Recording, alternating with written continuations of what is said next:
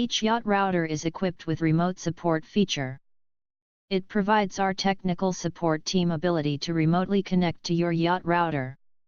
You can request remote support in various situations like setup, hardware diagnostics, or any problem that you are not able to solve.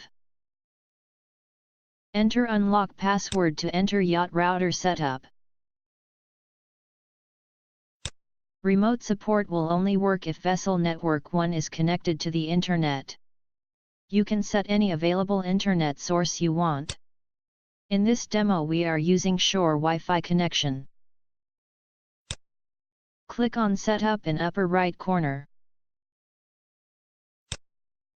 Click on Remote Support to open new menu. And then to Connect button, to get remote support ID number. That is the number you need to provide to our support team. To establish remote support, please send an email to support@locomarine.com with following details: your name, email, or phone numbers so we can contact you. Description of a problem and remote support ID number.